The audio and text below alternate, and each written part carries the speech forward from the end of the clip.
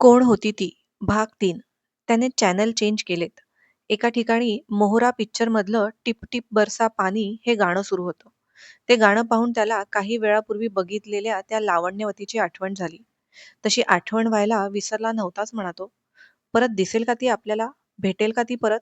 ब्रेडचा तुकडा तोंडात टाकताना तो विचार करत होता. नक्कीच भेटेल.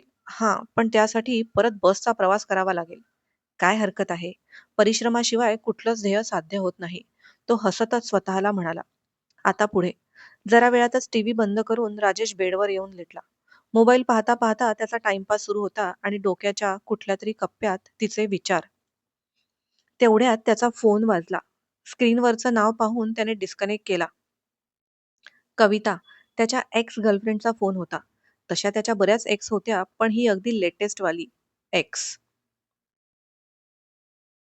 2 महिन्यांपूर्वीच त्यांचा ब्रेकअप झालेला होता. म्युच्युअल अंडरस्टँडिंग मध्ये झालेलं ब्रेकअप. परत फोन वाजला. शेवटी तिसऱ्यांदा त्याने कंटाळून फोन उचलला. काय काम आहे? विचार बदलला की काय तुझा? माझा विचार बदलायला काय वेड लागलाय मला? आणि कधीचा फोन करते आहे मी. फोन का नाही उचलला?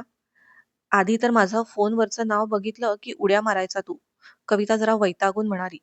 आधीची गोष्ट वेगळी होती कविता. आधीसारखं काहीच नाही आता. आणि तुलाही तेच हवं होतं ना? मग आता काय झालं? विचार बदलला असेल तर सांग. राजेश तिला म्हणाला. तुझी आठवण येत होती म्हणून नाही फोन केला मी तुला. तिनेही तिरसटपणे उत्तर दिलं. ते जे घर भाड्याने घेतलं होतं ना, ते सोडलं मी. त्याची माझ्याकडची चावी दिलेली आहे ब्रोकरला. पण तुझ्याकडे जी चावी आहे ना, ती देऊन ये. मला 10 वेळा फोन केले त्याने. कविताच्या आवाजात वैताग. ठीक आहे, देईल. तुझ्यासाठी एवढं तर करूच शकतो मी. अजून काही, आणखी काही फर्माईश असेल तर तीही सांग. काही करायला आणि बोलायला ठेवलं आहेस का तू काही बाकी? कविता परत चिडत म्हणाली.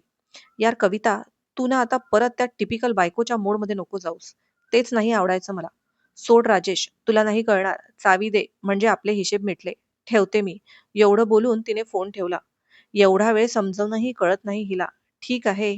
जहा भी रहो, खुश रहो, आबाद रहो. तो मनातच कविताला उद्देशून म्हणाला. मोबाईल पाहता पाहता त्याला झोप लागली. दुसऱ्या दिवशी ऑफिसमध्ये येताना त्याने गॅरेजमधून गाडी घेतली आणि मग ऑफिसमध्ये आला. ऑफिसमध्ये आल्यावर जरा वेळातच संकेत त्याच्या केबिनमध्ये आला. संकेत म्हणजे राजेशचा मित्र, कलिग, हितचिंतक. सगळं काही. काय रे, कसा पोचलास मग घरी काल? केवढा पाऊस होता. तरी तुला बोलत होतो लवकर जा म्हणून. संकेत म्हणाला. हो ना यार, ना कुठली टॅक्सी होती ना ऑटो. सगळीकडे पाणीच पाणी भरलं होतं. शेवटी बसने जावं लागलं.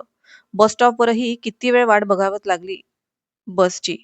बस स्टॉप शब्द ओठांवर आल्यावर तो बोलायचा थांबला. मग पाऊसच तेवढा होता.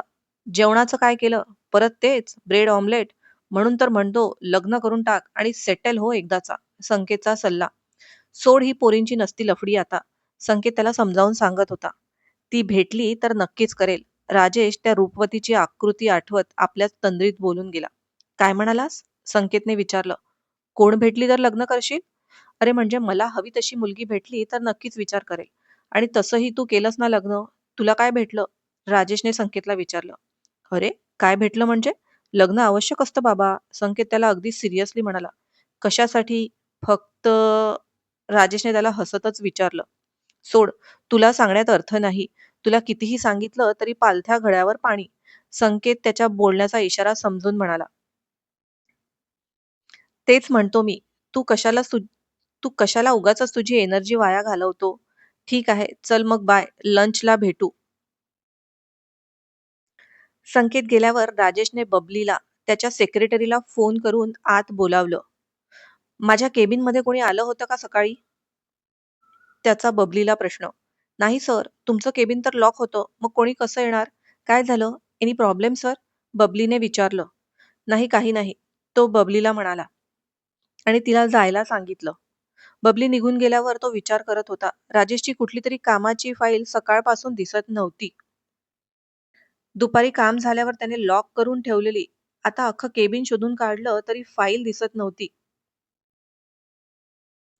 सगळं काम नव्याने करावं लागणार होतं. त्याने वैतागतच कामाला सुरुवात केली. दुपारी लंच नंतर बाहेरची एक मीटिंग आटपून तो घरीच जाणार होता. तसंही कविताच्या फ्लॅटची चावी ब्रोकरला द्यायची होती. तो पहिले ब्रोकरकडे गेला. त्याला चावी दिली. "काय झालं साहेब? मॅडम फ्लॅट घेताना बोलल्या होत्या, की 2 वर्ष तरी घर सोडणार नाही आणि 8 महिन्यातच खाली केलं. काही प्रॉब्लेम झाला का?" ब्रोकर मुद्दामच त्याला खोदून विचारत होता. मॅडमची बदली झाली दुसरीकडे. राजेशचं खोटंच कारण सांगितलं. तो तिथून बाहेर पडणार तेवढ्यात त्या ऑफिसमध्ये काम करणारा पिऊन त्याच्या जवळ येऊन म्हणाला, "आधी असला फ्लॅट कोणाला तरी भाड्याने द्यायचा आणि मग विचारायचं, काही प्रॉब्लेम झाला का?" तो पिऊन अगदी बारीक आवाजात म्हणाला. "म्हणजे?" राजेशने न समजून त्याला विचारलं. "साहेब, त्या घरात 2 महिन्यांच्या वरती कोणी टिकत नाही. त्या कविता मॅडम 8 महिने राहिल्या, नशीब समजा." तो पिऊन पुढे काहीतरी सांगत होता तेवढ्यात ब्रोकर तिथे आला आणि मग तो गप्प बसला.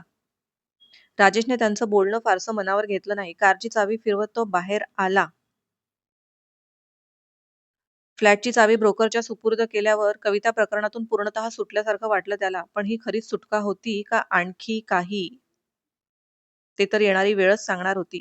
तो बाहेर आल्यावर कारचा डोअर ओपन करणार तोच त्याने समोर पाहिलं आणि पाहतच राहिला. कारण समोर काल बस स्टॉपवर पाहिलेली अप्सरा उभी होती. "राजेश, आज नशीब जोरावर आहे तुझं. ती कविता गेली, पण देवाने नक्कीच दुसरा काहीतरी चांगला विचार केला आहे तुझ्यासाठी." तो स्वतःलाच म्हणाला. "एक्सक्यूज मी, मला जरा या ब्रोकरचा ऑफिसचा ॲड्रेस सांगाल का?" तीच लावण्यवती त्याच्या जवळ येत म्हणाली. "आजचा भाग कसा वाटला ते नक्की सांगा. कथा आवडत असल्यास लाईक आणि सबस्क्राईब नक्की करा. Thank you."